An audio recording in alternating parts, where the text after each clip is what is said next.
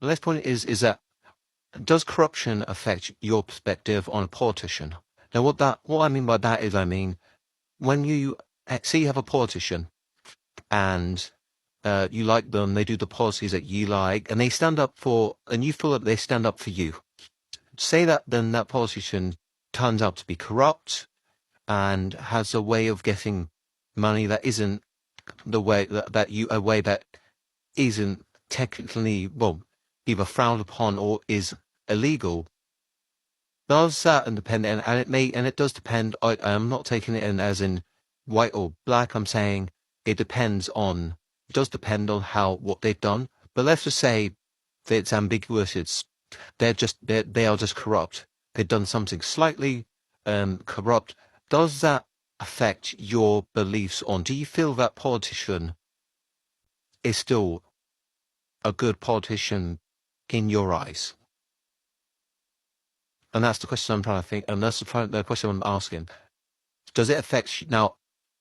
I'm probably going to say that it does affect me. I feel like, for example, say if they do it within government, definitely if they do it within government, even if they have policies that I like, etc. I feel like it's a betrayal of my trust almost as the person who supports them. If they do after office, I feel, or they do after they've stopped being a politician, then also, I don't know, I feel the same way actually. But it's interesting to think about it, is that does stuff like corruption, does it affect, even if the policies are good, or and you fully stand up for you, does it change your view on them? Now, my next point is that I feel that the left and the right use simple messaging to deceive the people. Now, what I mean by that is we'll take two messages one from the left, one from the right, that I feel deceive the people and actually just tries to get you on their side and actually isn't trying to get you in their best efforts. So let's take the one from the right first. The one from the right is from the most recent protest that the right did, which is for us, unite the kingdom. Now, that message says to me, well, that's fine. Unite the kingdom, great, lovely. However, you went to you saw images of the protests, and there's people with signs saying, you work for the UK, not Islam. That isn't uniting the kingdom. That's actually that's actually dividing United Kingdom by dividing people who are Muslim and who believe in Islam, and that's not that's not right. That's not Islam is part of the UK. It's cultural. The significance to it is massive in a good way. It has so much culture in the UK now and has before. And when people put these messages of the United Kingdom, people who are non-political, who go, oh, that's great, that's a great idea, United Kingdom. That sounds like a great positive message, but it's not, because you have people at these rallies and at these protests that then say, well, yeah, we're going to unite our people, but not some others, and and that's wrong. It's wrong for the court. It's wrong. It's wrong against the UK, because that's what makes the UK so brilliant. I feel personally is that there's so much culture and so much difference in a good way that makes the UK actually together. And if you're going to unite the kingdom, you've got to unite everybody of all different religions, of races, of beliefs and differences. I just feel that people that when the right says unite the kingdom, it's not actually them. It's them just trying to get people who are non-political, who like the messaging. I like the messaging. You unite the kingdom. It's uniting this brilliant country. However, but behind the messaging is a dark and twisted reality that actually the people who are at these protests and the people who want who so-called are supporting this message actually don't want that. And they want to divide the country, which is not what we need to do. We need to bring it together. We need to bring it together without being against religions or differences. So yeah, so when I see that the message that the right put out, unite the kingdom, like I think it's wrong, and people will get you like that with messaging, like for the next one that I'm gonna do, which is the left, because the left do it as well, and that is a longer one. That is from your party, which is Jeremy Corbyn, Jeremy Corbyn's new party, which is the great dividers want you to think that the problem in our society are caused by migrants or refugees. They're not. They are caused by an economic system that protects the interest of corporations and billionaires. It's both. It's both. But by the left saying it's just billionaires and corporations, it makes you think, oh, we hate the rich, we hate corporations, we hate these big powers in businesses and business. It's not. It's both. So it is. So it's not all. As I say, it's not. It's not all migrants, and I'm not getting into that. But it's somewhat. It's partly migration, but also partly corporations and businesses. So what I'm saying is that when the left say this, they're just trying to use it. They're trying to use it to, no matter if it's good or bad. And the same with the right is it's good or bad, but it's still the messaging is wrong. It's incorrect. It's actually, as I say, for the left, it's migrants and it's both. It's not just migrants, or it's not just billionaires and corporations. It's both. So what you need to do is, what they need to say is that, well, that it is both. So we need to clamp down on migration and on the billionaires and the corporations, so that, because it's not one or the other. It's both. And that's what and finish off this conversation. That is what people. That's especially non-political. That is how they get that. That's how the left and the right get you. They get you by messaging that isn't true, and I feel personally it needs to be. It needs to stop that messaging, because it needs to be more about, okay, we need to get the country together and not actually mislead the people who, as I say, non-political people are at risk here. Now, my next point is that would the UK leave the EU and European Union if they knew what was coming? Now, that's an interesting question, because we don't know what would happen if we stayed, and we don't know, but we do know what's happened after we left. Now, I don't believe personally that Brexit and leaving the European Union has been as effective as it should have been. I feel personally, from what we've got out of it, it's not great. I don't think it's what it was worth, the hassle. The fact that we went through, like, well, the fact is, one prime minister it was so bad, one prime minister had to leave of it, because it was just so hectic and crazy.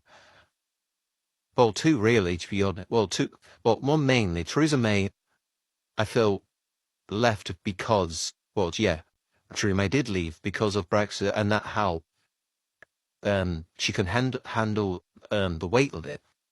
Now, I feel people say back then, they were saying about how, oh, we don't want any more migrants, and the people are still complaining about migrants. So that isn't working.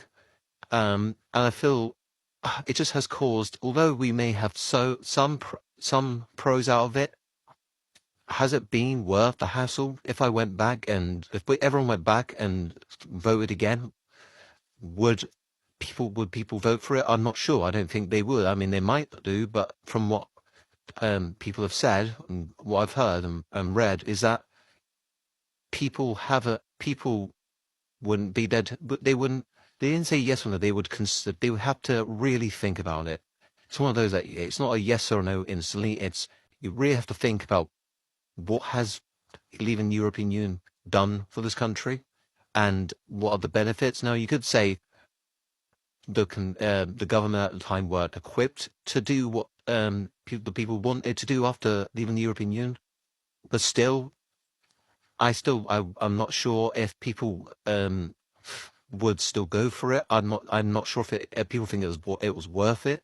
Maybe the only one of the only big positives is that about sanctions with Trump personally is that they're getting a lot of not sanctions, sorry, a lot of tariffs from a lot of tariffs, not a lot of tariffs from America, the United States of America right now, and so and we're quite, and as the UK is on its own at the moment, kind of, we're quite good with America. But is that worth the amount of years that have gone into trying to leave the European Union and have an actual, a positive effect out of leaving it?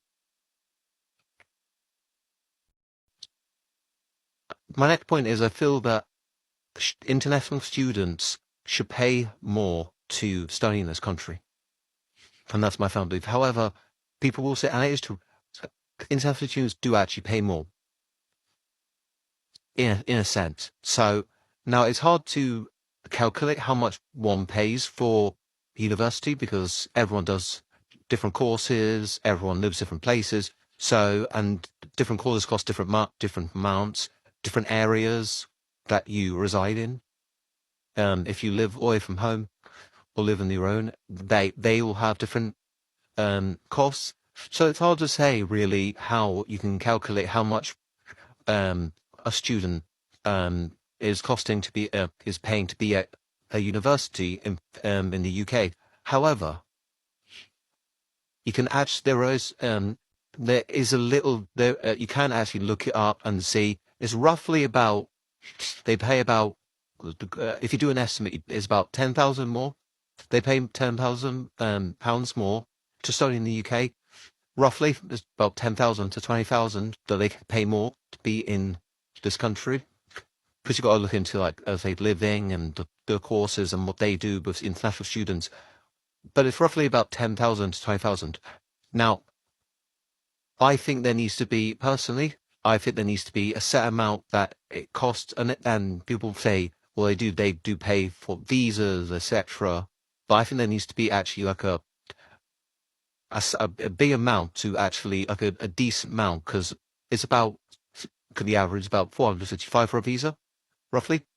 And I think there needs to be a separate cost for international students to come over. Now, I'm not against this, and I do not have anything against international students. It's great if you want to study in this country. However, I feel with a lot of international students coming over, I feel like there needs to be some sort of fee or something to at least benefit international students coming over. And there are now people could say lots of benefits for the international student coming over. There was a lot of disadvantages of international students coming over. And I think what would be the best idea to combat both the pros and the cons of international students is just to have an upfront fee for the international students. So I'm not saying a lot, I'm saying maybe like £1,000 off the top of my head, I'm saying something like that. But just to sort of like, it's just so that it's actually worth the UK having international students. Like I say, there's pros and cons to it. I just believe that the amount that we get so many international students in this country.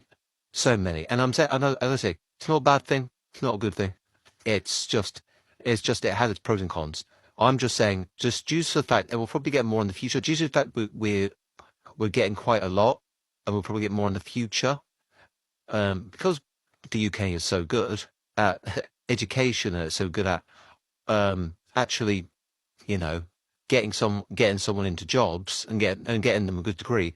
I feel like, I feel like they actually need to have at least somewhat of a fee to actually study in the UK. That's my personal belief.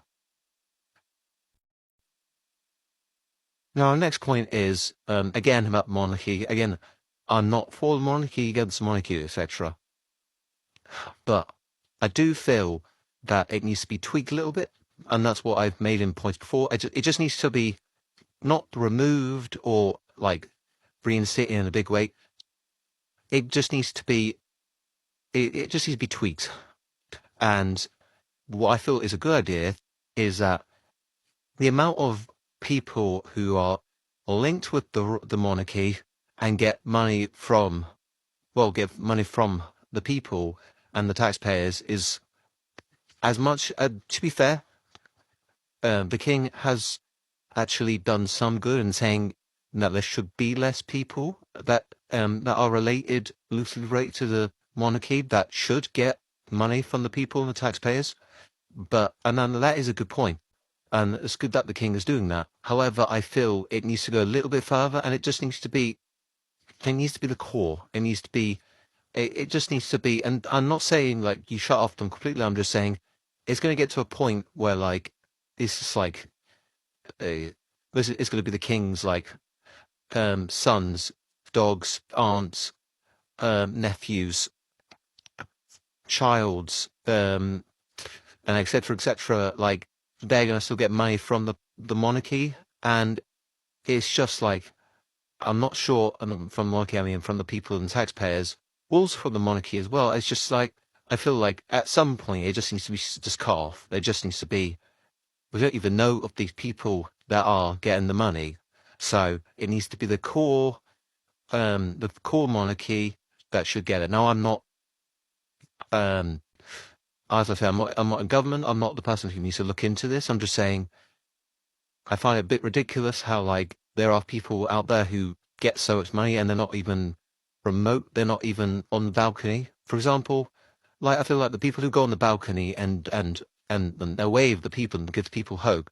I feel like they need to be the ones getting the money, not the people who are like in a very fancy house somewhere in the countryside just because they're loosely related to the king.